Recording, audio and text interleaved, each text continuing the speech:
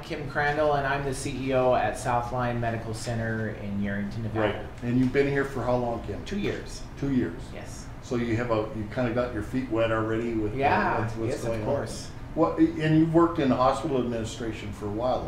Yeah, well over 20 years. Yeah. So I've been in Nevada for most of my career. I was down in southern Nevada at Boulder City, which is a small community, for 10 years. And I've worked at the School of Medicine prior to that. So been involved in the state most of my career, most of those 20 years. Okay, now, so after 2 years, what's your sense of the Southline Medical Center, and what the state of affairs are here? How would you characterize that? So I think the state of affairs for the medical center is good. We are what we consider a low volume facility. Mm-hmm. So the medical center is made up of 3 rural health clinics, a skilled nursing facility, and the hospital. And our average daily census is about 2. So that's average daily census. That means how many patients would we have on here in any given day. Yeah. But recently we've slipped under that. We're averaging more like 1 patient a day is what we have. We see around 300 ER patients a month. Okay. So I think the state of affairs is good, except that we would like not to be such a low volume facility. We can add people into our services, into our clinic, into our hospital, into our lab and x-ray. We're actually right here in a new x-ray room that we just remodeled. And so this is during busy working hours. We have a break here where we can have somebody come in. But if we weren't the low volume facility, we'd have to find a different place because this room would be constantly running. So, I mean, you're saying that the particular facility is how would you rank this? I mean, for a community of this size? It's a very nice facility for a community this size. We are a little over an hour to Carson City or Reno. And so there are other facilities who are more remote, like Battle Mountain, 4 hours away.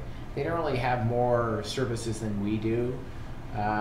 We're actually pretty lucky that we're this close. We have visiting physicians who come here, cardiologists, surgeons, specialists that come here to our facility because we're closer to Carson City or Reno, that they wouldn't be traveling that distance to a more remote community. So bit of an advantage for Yerington, really, to be closer to those kind of capabilities. Right. I think that's really to our advantage. I think that for a community this size, we have a lot of services. Most communities this size, you would not see this display of services. We have radiology, we have CT, MRI, we have all the modalities in radiology. We have a very comprehensive lab. So I think we're doing well, but we can definitely use more business, which is why we're excited that the mine is coming into our community, and we're planning for the future of what kinds of services we need to enhance and prepare for more people coming to our community. So the 2 things, the facility is pretty good, and the capacities here to serve a larger population. To serve a larger population, and then as you have more people in the community, then you can offer additional services because there's a larger group of people here, which would benefit the people that are already here. So an example of that would be ultrasound. We only have ultrasound services 1 time a week. Okay. And that's a really important service for diagnosing patients, and we'd like to have that more days a week so we could offer that opportunity for people to get those services here locally. They don't have to go into town, into Reno or into Las Vegas. So that have a larger patient base would be helpful for the facility. Yes. Financially, how's it? Financially, there's the hospital receives. There's two ownership areas here. We have our 2 different boards. One is the hospital district, and the hospital district owns the building and buys all of the equipment, and that's the entity that receives tax funding. And then there's another group, a board, which does the management of the facility. So without the support from the taxing, this facility wouldn't be here. So the revenue base that is here from taxing, and if that revenue base goes up, then there's more opportunity for us to receive more funding. So we really try and operate at a break even. Sometimes some years we'll have a small profit or a net income, and sometimes we'll have a loss. A deficit. Yeah, so we're right on the edge there for most of the time. We're a strong facility, but having more people in the community will definitely, we won't have to add a lot of people. We'll just be able to be busier than we are. Right, more efficient, more utilized. Right. So, I mean, is it safe to say you're underutilized then? Yes, as I said, we're underutilized. We're considered a low volume facility. We have time slots on our lab and our x-ray, in our clinic, and in our ER to see more patients. Okay. Now, but you've seen a decline from the physical facility thing, and that's been a bit of a strain, I assume. Right, yes, as you know, our revenue is directly tied to tax revenue, so as tax revenues go down, then we get less money coming through to us. And we do depend upon those funds to keep the facility updated and to buy equipment. Right. So if those funds go down, then we don't have as much opportunity to update our equipment. So yeah, we've seen some lower revenue stream in from the hospital district, which is the tax-supported organization. Have you had to reduce staff or reduce services or equipment? We haven't had to reduce services per se, but we have had to, you know, we only want to staff for the amount of business that we have, so we have had to cut back hours.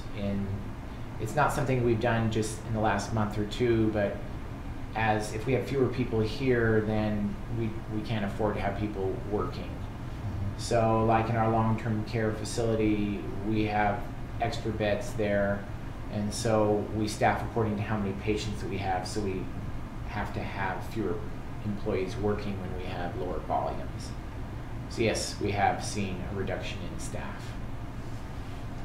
If you had to kind of look to the future, let's say 2 years, 5 years from now, what would you envision would be the best things to happen for this facility? Well, if you go back, some of the evolution that's happened, you know, there's when we were a larger facility, and that was prior to my time, so I don't have personal experiences for that, but we did do some kind of additional procedures done here. We had, many years ago, they used to deliver, there are people who were born here. And I don't think we'll ever deliver babies here. That time has come and gone. But there are... Not because of... It's just because that's just the way... a specialty almost. Yeah, I mean, the way things have evolved is that you want to be somewhere where you have a pediatric critical care location. So I don't think we'll do that. But we do have an opportunity to bring back some basic kind of procedures. We could have more ultrasound. In an instance, if you have a clot in your leg and you need to have, it could be life-threatening or it could be nothing. But if you're not happening to come in when we have an ultrasound sonographer here, you're going to have to take either a car trip. Probably it's more important you take a flight, which is out of the community. It costs about $15,000 to take a flight up to Reno. Mm-hmm. So it may be nothing, but if that clot breaks loose and goes and hits your brain or your heart, then that is a serious. So if we had more people, we could have a full-time sonographer here. We could bring back some procedures that we don't do here right now. We could attract some physicians to come in and do different kinds of procedures, invasive procedures that we don't do now. We don't do any surgeries. Mm-hmm. We do create some procedures in the clinic. But we don't do any invasive, meaning going inside the body at all. So I could see that we could look at bringing back some of those procedures. So having more people who have income and if it's, for the mine, if they would have an insurance program, then there'd be a source of payment for them to receive services. And we've worked really well with with the mine and your group, and so that we can, I think you've made a commitment to try and get as many services, healthcare services in the community as possible, and we're working collaboratively as the mine adds people and builds so that can happen. So that's really good. A lot of mines will have their own medical system, and I think that you've made a commitment to work with the local facility, which is us, to provide those services, which will not only give you medical services but enhance it for everybody who lives here. Right. So everybody wins. So I think the whole issue is there needs to be some kind of critical mass for services. As I said, without the taxing district that gets subsidized, our doors we wouldn't be able to we wouldn't make enough money to survive. And even with that, we are just basically at a break even. So if that changes too much, then it becomes difficult to provide the services that we want to provide to the community. Right. So, we're projecting 700 to 800 with the project, and of course the tax revenues. Yeah. All the taxing entities, the school district, the Right. county general fund, the city, all say that obviously they would do better with higher revenue. Correct. And the revenue you've seen declining budgets over Right. your tenure here. And even Absolutely. before I've only been here 2 years, but yeah, we actually have, for the people who have no insurance, we offered a cash clinic, which is $50, because there are some people who need to be seen and they weren't being seen, and then they get even more sick than they need to be. So we've offered, for people who don't have insurance but are responsible people and want to pay their way, then we have a $50 cash clinic where you can come in and be seen in a physician's office, which is So you operate as a clinic as well as a hospital? Yeah, we have the 3 clinics. We have a clinic there's 2 clinics here on campus, and there's one in Smith Valley. Yeah. Oh. And we employ all the physicians in the community. There are 5 physicians and 3 nurse practitioners, and we employ all the physicians in this area. And let's get back to, you said you have about 300 emergency a month? Yeah, about 300 visits per And month. how many of those you have to ship out, basically? We ship out between 10 and 20% of the people that come in. So you're still servicing a large portion of the emergency. Right. A lot of the people who come in here, if they're coming in after hours on the weekend, are more like an urgent care. Right. If there was an urgent care or a clinic available, then they would probably go to that setting. So not everybody's critically ill. So, or it's, it's not they're coming into the emergency room because that's what's available. Okay.